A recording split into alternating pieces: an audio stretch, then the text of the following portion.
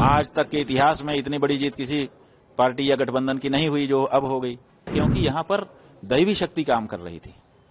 और दैवी शक्ति जब काम करती है तो मनुष्य उसका आकलन नहीं कर पाता है। इतिहास में पहली बार एक शंकराचार्य के रूप में हमने किसी पार्टी के लिए कहा कि उसको जनता को चाहिए कि उसको वोट दे। जो नहीं कोई नेता कर पाया ऐसा काम उस व्यक्ति ने कर दिया। गौ माता को पशु सूची से हटा करके राज्य माता का दर्जा दिया। क्योंकि विरोधी लगातार ये कह रहे हैं कि गड़बड़ी की गई प्रशासन के द्वारा। देखिए, ये गड़बड़ी वाली बात तो अलग है, उसका तो प्रमाण दे करके ही कहा जा सकता है।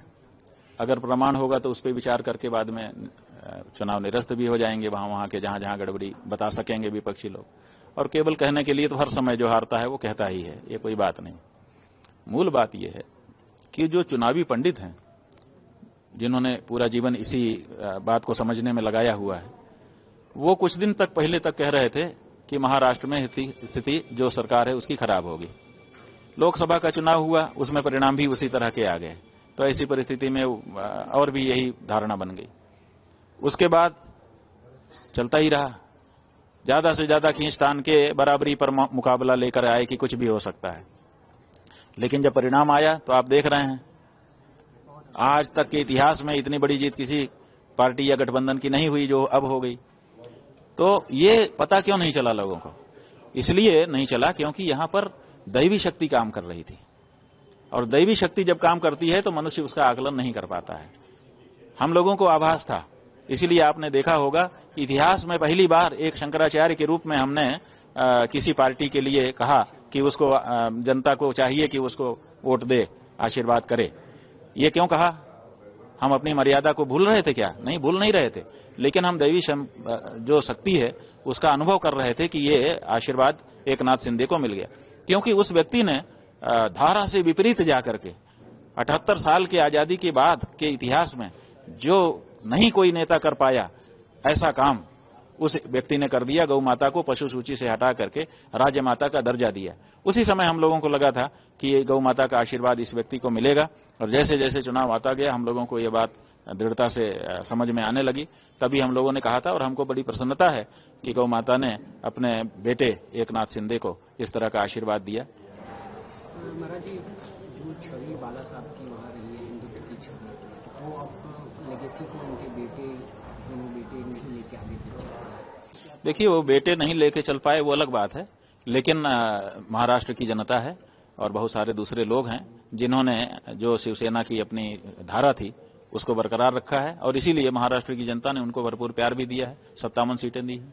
इसका मतलब है कि बाला साहेब का जो विचार था हिंदुत्व के पक्ष में वो आज भी जीवित है। हाँ, उसका नेतृत्व अब उनके बेटे नहीं कर रहे हैं बल्कि उनके शिष्य कर रहे हैं।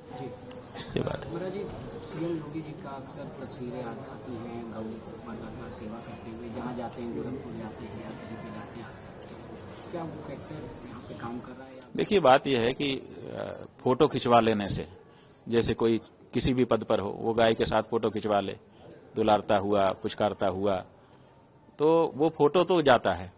कुछ लोगों पे उसका भी फोटो का भी प्रभाव पड़ जाता है जो वस्तु स्थिति को नहीं जानते हैं।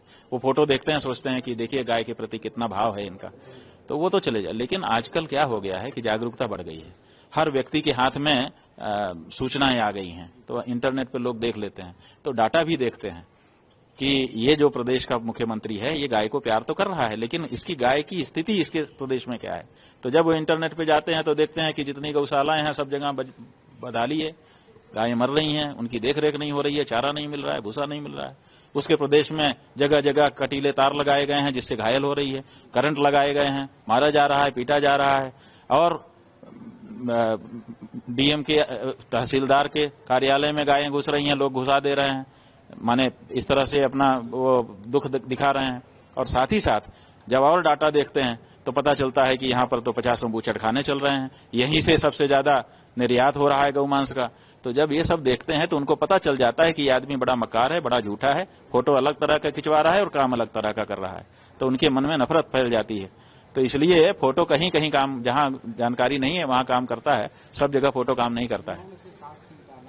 9 में से 7 सीट, देखिए अगर कोई समान बल वाले लोग होते तो 9 में से 7 कोई अच्छी बात थी कि 9 में से 7 जीत लिया। लेकिन एक चैंपियन आए और वो 9 में से 7 जीते, तो ये अच्छा नहीं है। यहाँ तो 9-0 होना चाहिए था।